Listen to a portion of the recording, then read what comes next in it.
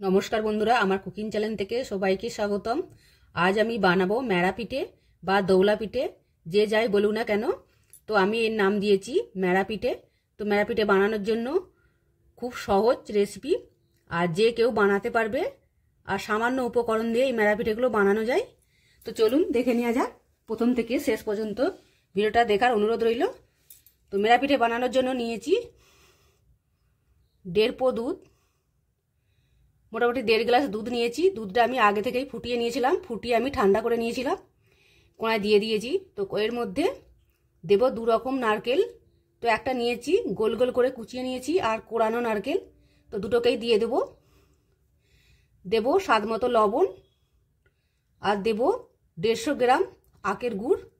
তো আমি আখের গুড় এখানে ব্যবহার করেছি, আপনারা চাইলে এখানে খেজুর গুড় বা ভেলি গুড় ব্যবহার করতে পারেন।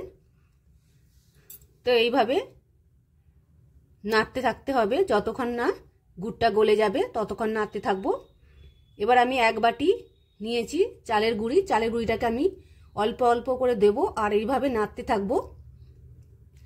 আর এখানে একটা স্টিপ, যে গুড়টা গরম দুধের সাথে দিলে অনেক সময় ছানা কেটে যায়, তো ওই জন্যে দুধটা আগে থেকে ফুটিয়ে ঠান্ডা করে তারপরে কড়াই দিয়ে গ্যাসটা জেলে গুড়টা দিলে ছানাটা কাটবে না। তো এইভাবে দিয়ে আমি চালের গুঁড়িকে আমি 3 বার দিয়ে এইভাবে ডোটা তৈরি করে নেব। তো দেখুন, নাড়তে নাড়তে যখন দেখবেন এইভাবে কোণাতে একটা ডোয়ের পরিণত হবে, তখন দেখবেন ডোটা তৈরি হয়ে গেছে। তো দেখুন ঠিক এইরকম হবে। এবার আমি ডিশের মধ্যে একটা নামিয়ে নিয়েছি, এবার ঠান্ডা করে নেব। ঠান্ডা হয়ে গেলে হাফসমোসো অবস্থায় এরকম চকুটে নিতে হবে। তো খুব ঠান্ডা হলে হবে না, হালকা ঠান্ডা থাকতে হবে, হালকা গরম হালকা ঠান্ডা। তো এইভাবে মেখে নিয়েছি। এবার এখান থেকে একটু লেচি নিয়েছি, তো লেচিটা একটু বড় করে নিতে হবে। তো এইভাবে হাত দিয়ে গোল করে নেব। তো এইভাবে 2 হাত দিয়ে তালু দিয়ে এইভাবে, তো দেখুন ঠিক আপনারা বুঝতে পারবেন আমি কিভাবে করছি। তো এইভাবে গোল করতে করতে দেখবেন একটা শেপ চলে আসবেন। তো একটা পিঠে আমার রেডি হয়ে গেল। তো দেখুন, তো আর একটা পিঠে আপনাদের করে দেখাচ্ছি। তো আবারও আমি ডোটা নিয়ে নেব, বেশ কিছুটা নিয়ে নেব বড় করে।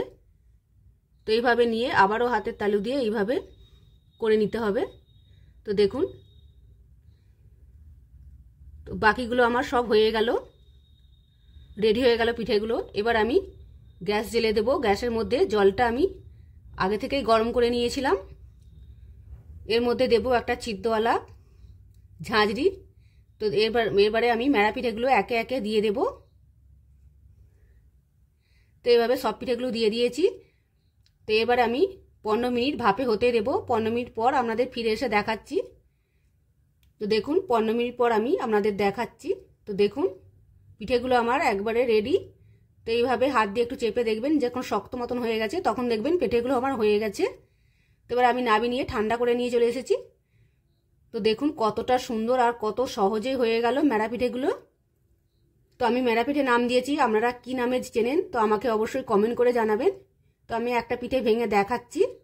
তো দেখুন কতটা সুন্দর হয়েছে। আর এই রেসিপিটা যদি ভালো লাগে আপনাদের কমেন্ট করে জানাবেন, আর আমার চ্যানেলে নতুন হলে